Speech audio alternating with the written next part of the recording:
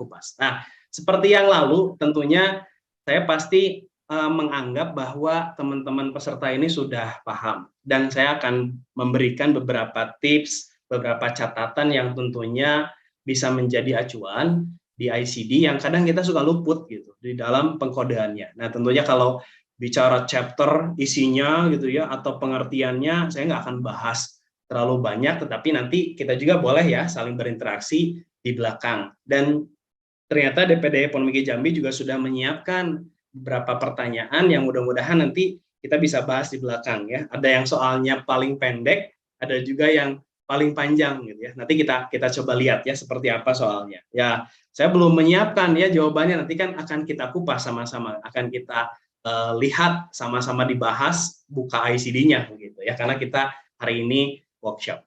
Oke, baik, terima kasih. Saya langsung saja nih di dalam kupas tuntas chapter 19. Chapter 19 ini tentunya saya akan buka, ya isinya kan sudah tahu ya, judul ICD 10 chapter 19 itu kan tentang injury, berarti tentang percederaan. Ada juga poisoning, kalau bahasa kedokterannya intoksikasi gitu ya, banyak macam lah, atau keracunan. Terus juga certain other consequences of external causes. Oh, berarti ada konsekuensi lain tertentu dari sebab luar. Nah, berarti artinya semua yang diatur di dalam chapter 19 ini pastinya akan berkaitan dengan sebab luar. Nah, makanya biasanya chapter ini kadang nggak bisa sendirian gitu. Sama kayak halnya jomblo, nggak kuat sendirian. Jadi harus ada temennya. Karena kalau bicara chapter 19, maka harus ditemenin. Kenapa chapter 19 ini hadir gitu? Kenapa kok cedera ini ada? Tentunya pasti ada asal muasal, ada sebab muasal ya. Nah, jadi tujuan pada hari ini kita kenali chapter 19 ya. Dan dari tujuan umum ada tujuan khusus ya. Ini cukup viral ya. Jadi nanti kita akan jelaskan soal coding klinis, mula saja sedikit ya soal coding klinis. Karena di beberapa pertanyaan ada yang nanya, perlu nggak sih coding chapter sebab luar gitu.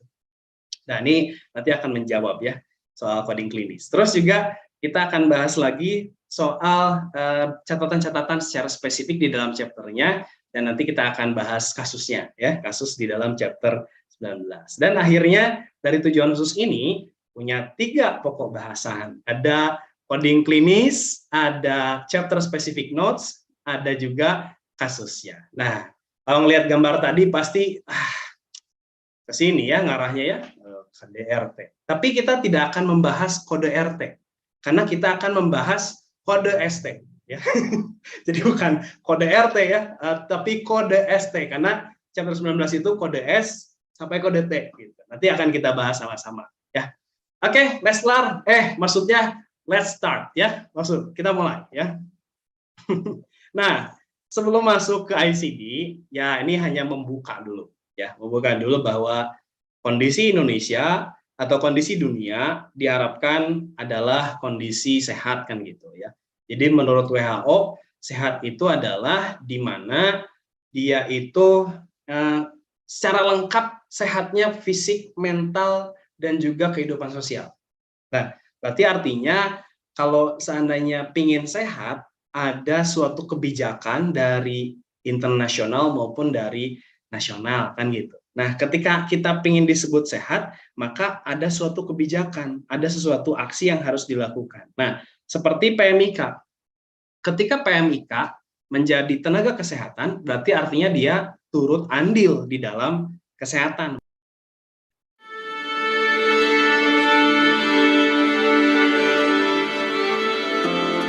Cars, pedestrians, motorcycles, buses, and bikes. With the right rules of the road, cities become symphonies of movement. But without them, roads are chaotic and competitive, placing billions in harm's way every day. Road fatalities are the 8th leading cause of death globally, killing more than 1.3 million people every year. So improving road safety represents one of our greatest opportunities to save lives. Over the past decade, Bloomberg Philanthropies has partnered with the WHO and other organizations to champion data-driven policies and smart design that make our roads safer. Progress has been made, with the overall rate of road traffic deaths decreasing despite there being more cars and people on the road than ever before.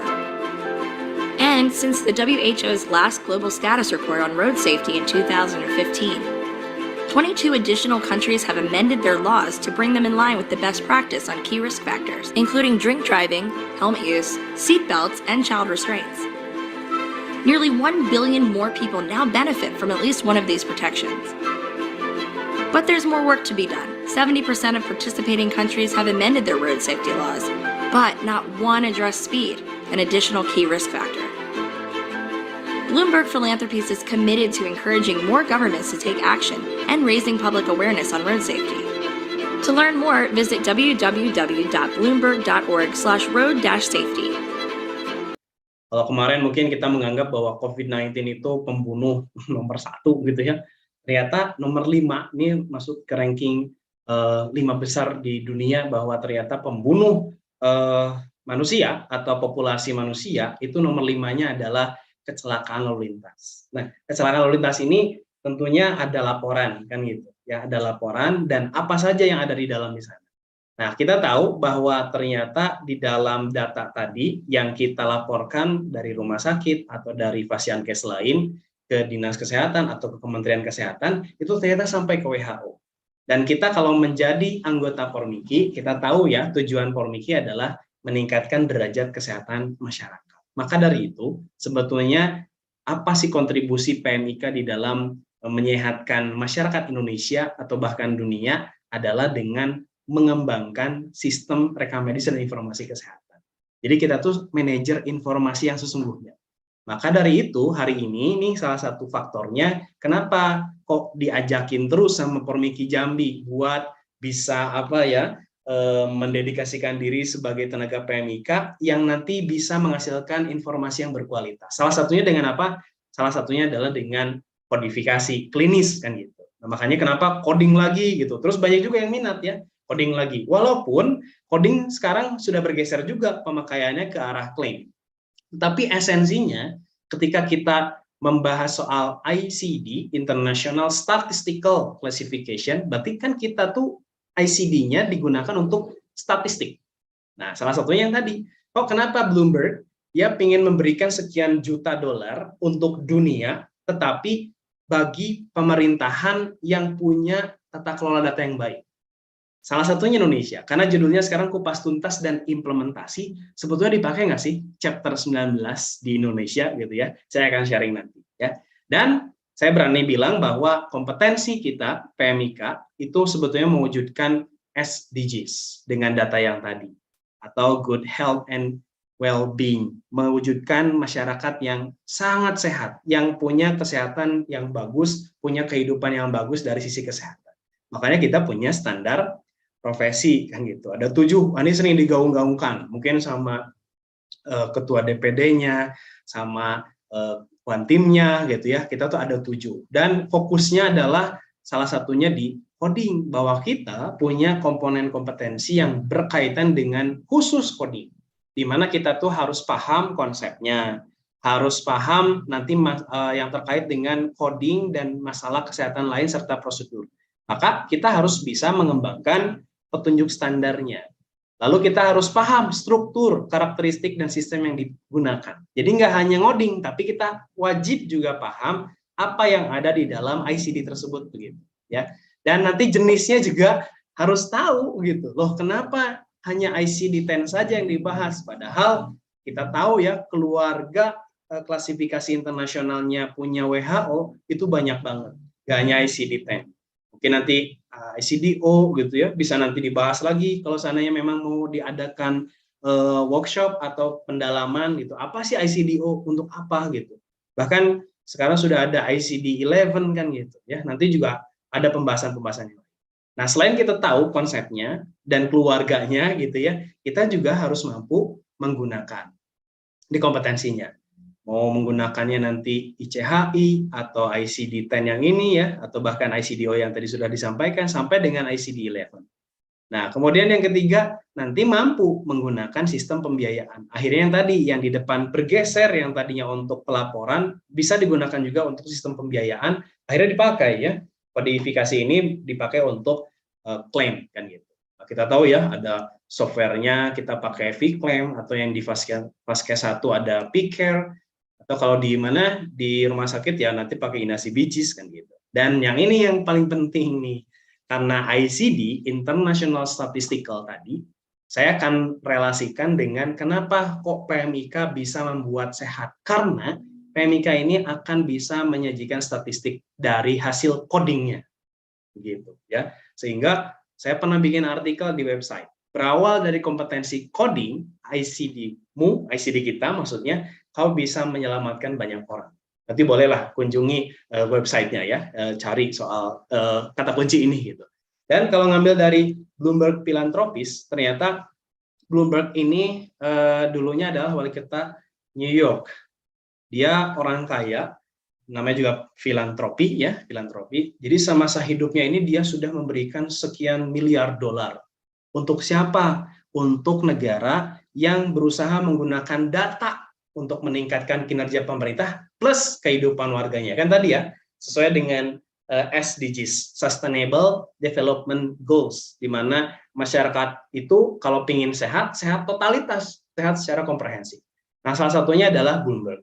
Lalu apa hubungannya dengan Indonesia kan gitu ya? Oke, ini di artikelnya. Jadi di salah satu artikelnya nanti boleh kunjungi saja. Bloomberg ini dia sudah menginisiasikan bagaimana menyelamatkan keselamatan, bukan menyelamatkan, memprogramkan keselamatan jalan raya. Salah satunya adalah dulu di Kota Bandung. Kebetulan Kota Bandung tempat saya kerja, tempat saya lahir. Sekarang juga saya ada di Bandung. Jadi Bandung ini menjadi proyeknya Bloomberg pertama di Indonesia, kota pertama di Indonesia yang menerapkan Global Road Safety. Loh, kenapa kok tiba-tiba ada iklan klik biar selamat gitu ya kalau pakai helm? Nah, itu sebetulnya inisiasi dari pemerintah karena pengambilan keputusan. Bahkan pertama kali waktu itu ya, kunjungan pertama kali Bloomberg, ini Dr. Sarah Whitehead ketemu saat itu ya di rumah sakit Pindad. Pertama kali kok Pindad yang dikunjungi gitu. Alhamdulillah ya, jadi berkah gitu ketemu orang bule ini. Ini mau ngapain sih sebenarnya? Kok ada ya orang sebaik Bloomberg gitu ngasih duit gitu untuk perbaikan jalan raya? Dan kalau nanti teman-teman, khususnya di Jambi nih, kalau main ke Kota Bandung, infrastruktur jalan rayanya dibenahi. Ya, hasil dari mana? Keuangannya dari sumbangan Bloomberg tadi. Dari mana sih sumbangan tadi? Dari data.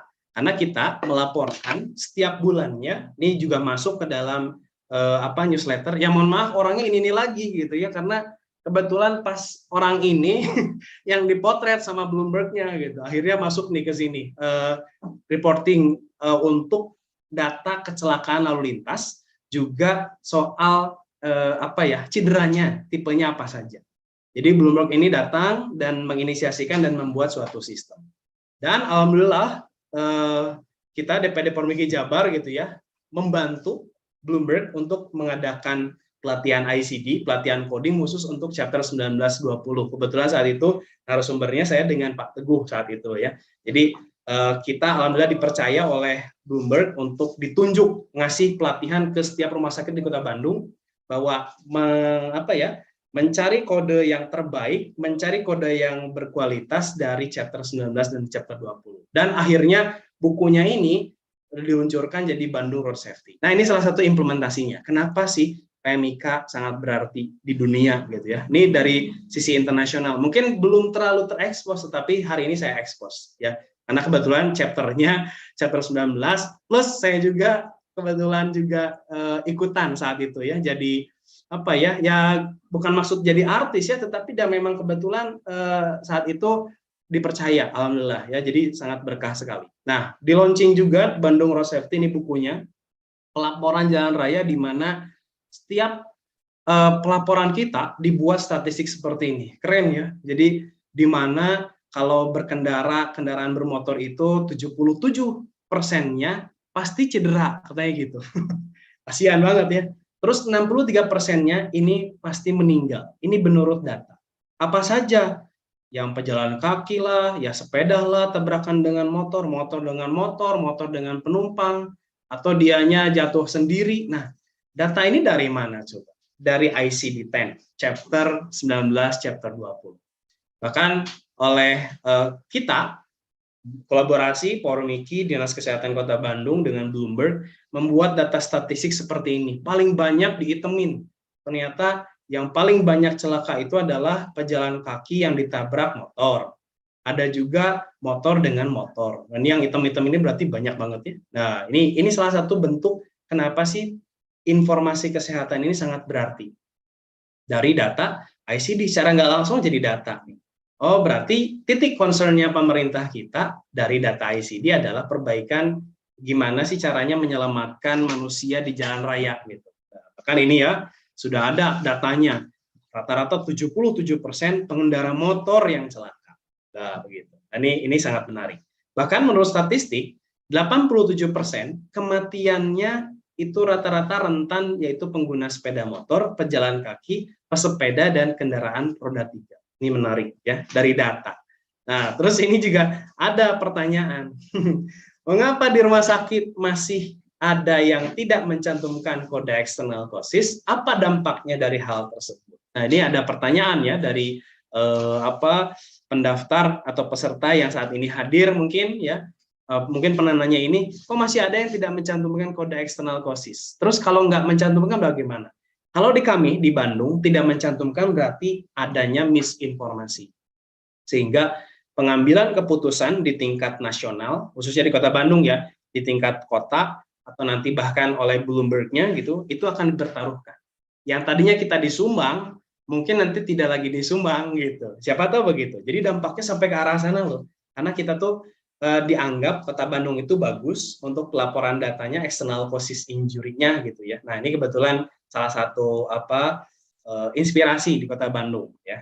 Bahkan di salah satu jurnal di AHIMA, sebetulnya coding itu bukan hanya mencarinya saja, walaupun kita punya software yang canggih.